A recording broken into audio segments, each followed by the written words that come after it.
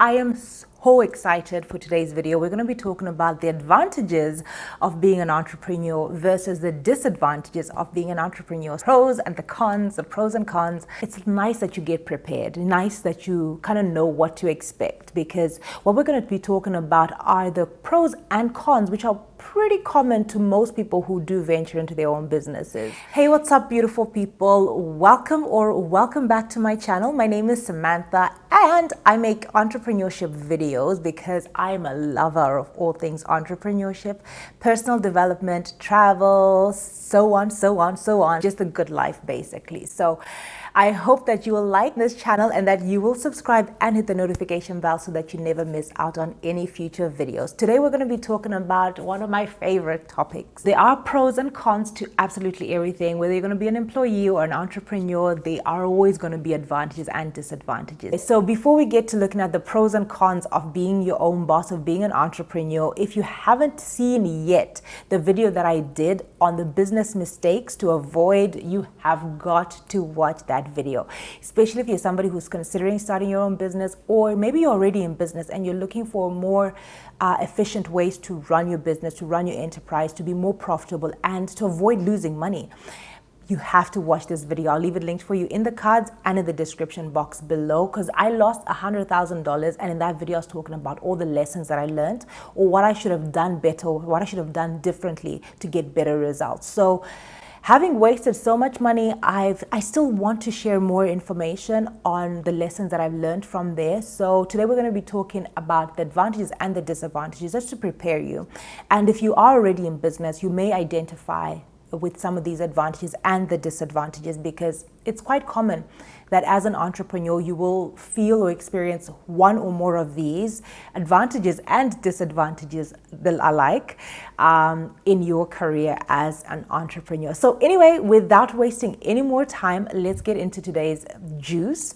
So number one is that it is so exciting. It is such a blessing to see that people are believing in you enough to part with their own money to buy into your service or your product. It's so exciting that you may not even sleep sometimes, because you're so excited about the work that you're doing. You're developing a product, and at early stages of business development, a lot of entrepreneurs, especially people who've then later on made it, if you hear people's stories, you'll hear about the sleepless nights. It's not that the sleepless nights are always stressful, but sometimes you are just so engulfed in what you're doing, you're so passionate about your work that you don't even see the time passing you by. And every time a small business makes a sale, I honestly believe there's a victory dance on the other side of that sale. Advantage number two is, of course, the flexible schedule. You can work anytime, anywhere you are. You choose really what times you want to work between.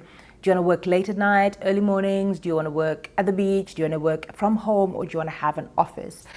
But what's really most important, I think, I have to say this. Sorry, guys, I have to insert this somehow. The most important part of running a business is managing your expenses. So whether you decide to have an office or work from home or work from wherever, just bear in mind that being an entrepreneur is going to be more about how you manage your expenses more than how much money you make, because you could make a lot of money, and I've done it before, but you lose it if you're not managing your expenses really well. So because you're flexible, you can choose where you want to work, how you want to work, and all of that. But the first disadvantage attached to this is that all the decisions are on you. You have to decide what you spend money on and what's most important. Advantage number three is that you learn a lot. Whether you like it or not, you really do learn a lot. It forces you to learn about all the aspects of running a business. You have to learn about accounting, marketing, sales. You're going to have to learn about HR when you start hiring people. So I say it as an advantage because even in my case, where I tried to run a business and I lost a lot of money and I failed at it the first time, it still allowed me to learn lessons that I'm able to actually use to help other people now, and to actually further develop myself as an entrepreneur into the future as well. So you learn a lot, and the experience of being an entrepreneur is unparalleled. You are learning usually through the hard knocks, even though you don't really have to. Okay, I don't want to. I'm tempted to talk about the disadvantage or the challenge, but anyway, the fact that you're learning and that you're growing, nobody can take that away from you, and that is a big, massive advantage to yourself as an individual. That brings me to number 4. So the fourth advantage to you being an entrepreneur is that there's a greater income potential or profit potential, especially in the long run. You stand a chance to make more money, even though you may not make it immediately, but in the long run there's a greater potential of you making more money than you would when you are a salaried staff, simply put, somebody who's working for somebody else.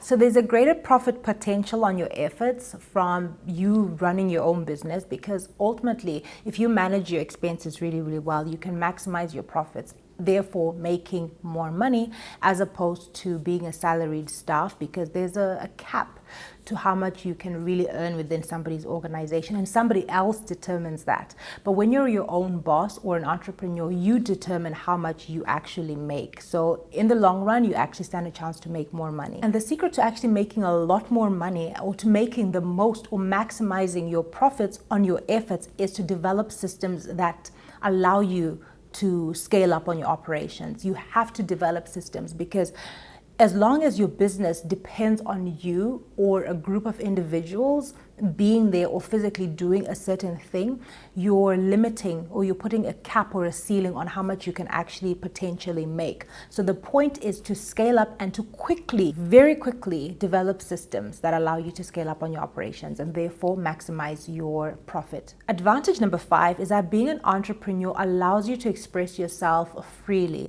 creatively and strategically too. When you're working for somebody else, you don't always have the freedoms to really express yourself outwardly as you would really want to. So the amazing thing about being an entrepreneur is that it's not just about coming up with new ideas, it's also about how you do it, So your gifting might not be in the creation itself, but in the delivery of the service or delivery of that product. So it's not always about you coming up with a new idea that nobody else has ever seen. It's not about reinventing the wheel, but there's a special way that you're able to deliver a service, and that's just really it. It may just be a service. You just want to make people feel a certain way when you deliver this product.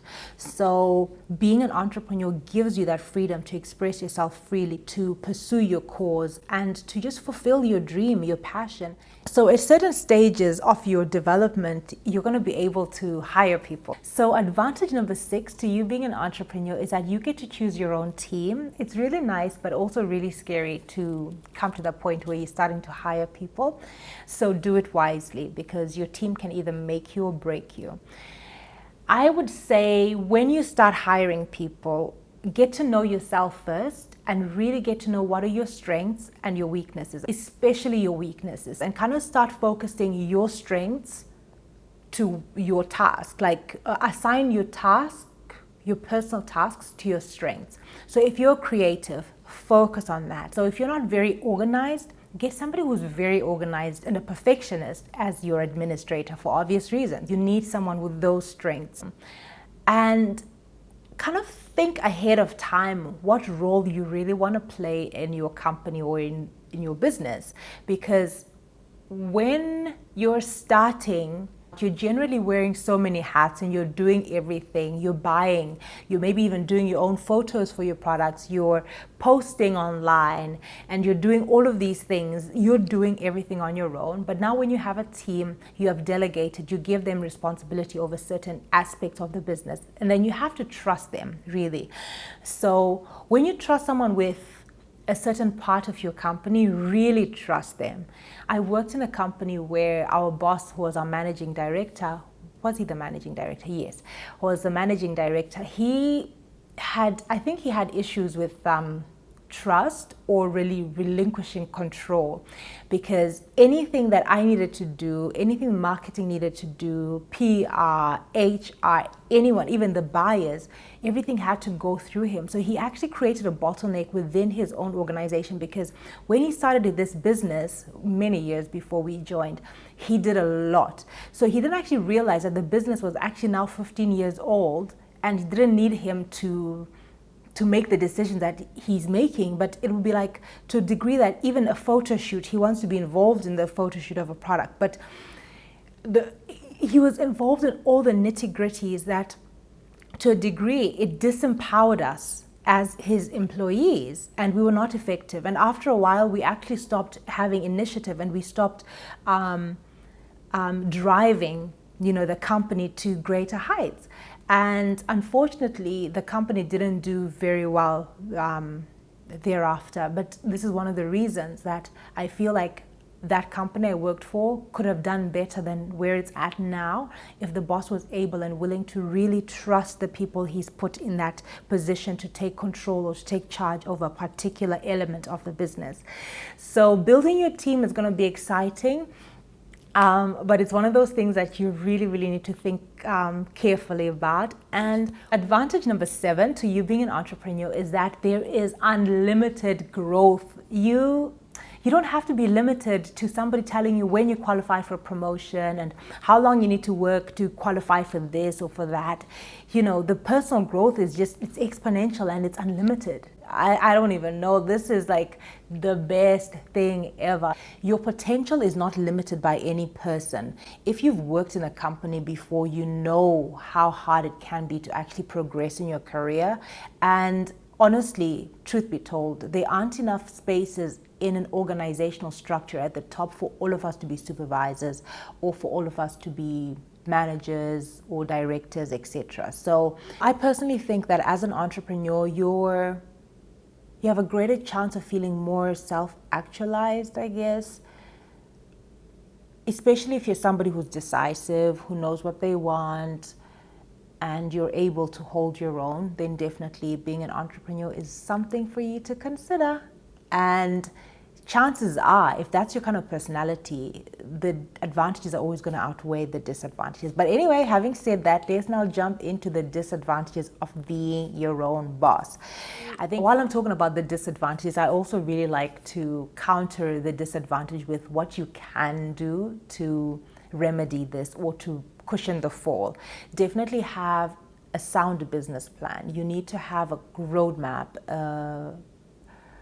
a course of action of what are you trying to achieve and what kind of goals are you trying to achieve in specific time chunks. Is it in 6 months, in a year? Because you need to direct the course. You need to know where you're going and where you're headed so that you're not just stuck in this spiral, in this frenzy of working so hard, of moving, but not actually progressing. So definitely the first thing you're going to need to make sure that you have is a sound and comprehensive business plan that you're able to review on a regular basis, that even the people in your organization later on, when you're able to employ people can look at that as their vision, as their roadmap of where they're going. And when somebody feels like they are part of something bigger, something they feel like they have a purpose or they have meaning, or that they're part of an organization that is going somewhere, that has a great vision, they will even put in extra effort in serving you and serving your company. And ultimately,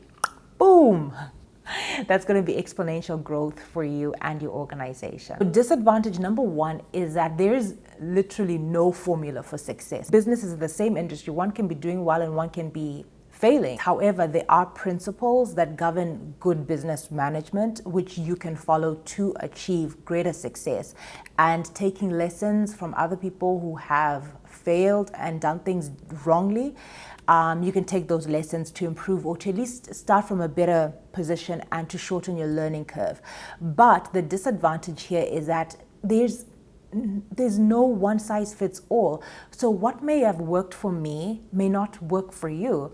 So that's really the biggest disadvantage, I say, because as much as there are many people to learn from, nothing is ever going to take the place of your experience, of you learning personally and just going through the motions. So disadvantage number 2 is that you are actually playing so many roles and you have so many responsibilities.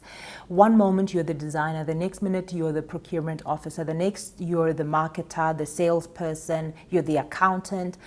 Until you're able to employ other people, you're going to be everything and you're going to be wearing so many hats and having responsibility over everything in your company. And even when you expand to a point that you are able to now employ other people, you're now going to need to have your head and your hands in the HR, the human resources aspect, and other legal aspects of the business is pertaining to hiring people. Be prepared for this. Be prepared for it, like especially in the beginning. You don't have so much money that you can go and hire people. You can outsource, and it's wise for you to outsource services and labor for things that you can't physically and personally do for yourself or by yourself. Of course, it's not wise to do everything by yourself, but in the beginning, your resources are quite limited in terms of money. So you're forced to actually physically do a lot of these things all on your own. So disadvantage number 3 is a big one. And this is the one that a lot of people talk about, is that it's high risk. There are a lot of factors that go into actually running a business. So just because there's a demand for the product doesn't mean that you producing that product is going to meet the demand, because there are other factors to consider. Are you marketing it the right way? Are you able to reach? Are you able to be competitive enough to actually break into that market and actually gain a market share? So there's so many elements that actually make this machine work, and this is really where the risk comes in as well. So because there is no one-size-fits-all success formula, there's no guarantee, and the chances are, there are high chances that you could actually lose absolutely everything. As statistics have it, I think 50% of startups fail to make it through the first 5 years. So let's move on to the disadvantage number 4, is that you might be broke for a while before you actually realize, or you break even to making a profit. When you don't make money in your company or as a business, you don't have money. Unlike the comfort of having a salary, you may not be able to pay yourself at the end of the month. There may be times and months where you don't know if you're going to be able to eat or pay rent or to do anything. And especially at the beginning stages, especially the first, second, third, fourth, and even up to the 5th year. That's a sad truth really about business, is that there's a break-even time. There's a long time. That time before you make a profit and your business action, it couldn't be years. It can be 7 years. It can even be 10 years. And not many people are willing to suffer it that long. So when you are starting to get into business, or when you're considering getting into business, at least have some, what do they call it, an emergency fund.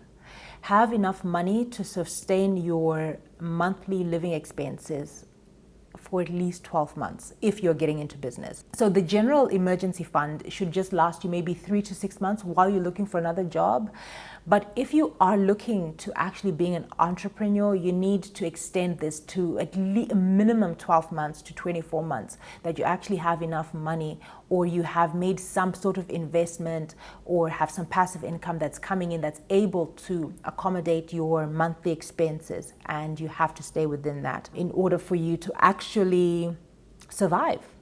Because most times when you are making money in your company, you're going to need to reinvest it, or if you've borrowed, you're going to be paying debts and reinvesting, and just keeping the whole company running. A lot goes into that. A lot goes into that. Anyway, let's move on to the 5th disadvantage of you being an entrepreneur, is that it's so difficult to get a work-life balance. There's a seamlessness that happens between who you are and who the company is, especially when you start out. Honestly, your business is not really a business. It's like you're employing yourself. It's a sole trader. So if you have a family, it's something that you need to discuss with your spouse and make sure that the spouse is comfortable with you guys making this transition, because you are at work everywhere you are. You carry the work with you. And earlier on, we talked about the advantage of the freedom and flexibility of working wherever you want, and working from the beach, etc. But that's actually a challenge on its own, because imagine you're on holiday and you still have to open your laptop and check emails and make payments for your products, and make sure that your customers have received their goods, and check on the customers, all of that.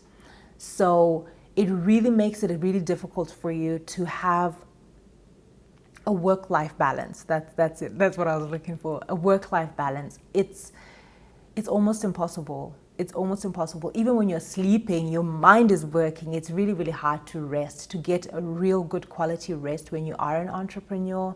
Because even when you start hiring and employing people, now those people, and making sure that those people are actually holding their end, that they're actually doing their work, it's added stress, it's added pressure on you. Anyway, moving on to the sixth disadvantage being an entrepreneur is that you can't fake it. When there are no results, the results will tell. Like, you know, when you're an employee, there are sometimes, actually most times, most employees are paid just to show up and not really for the results that they're producing. And I know it doesn't apply to everyone, because there are godly people who serve as unto the Lord, whether they're being watched or not. But generally, efficiencies are lower for employees than it is for you as an entrepreneur. As an entrepreneur, you have to motivate yourself. You have to be more disciplined, to wake up, to do the work. And you have to push yourself, because you can't fake it. You cannot fake it. You have to be disciplined and you have to be motivated. So this is one of those things that you're gonna need to do, or at least have in your character to be an effective entrepreneur, is that self-discipline, self-motivation. You don't need anybody else pushing you, except for the fact that you want to see your vision, your dream manifest. So last but certainly not the least, disadvantage number 7 of being an entrepreneur is that it is so stressful. Stressful because you are the one who has to make a decision about everything. So at this level, especially as your business grows, it stops being about you and just you freely expressing yourself, because there's a big responsibility of having adult people who have kids looking up to you, that their livelihoods depend on you and the decisions that you're making. That can be really, really stressful. I know I did it when I was really young, when I was in my 20s. I think even as young as 22, 23, I had, I think, 3 or 4 employees. And they were all grown people who had children and responsibilities and rents to pay.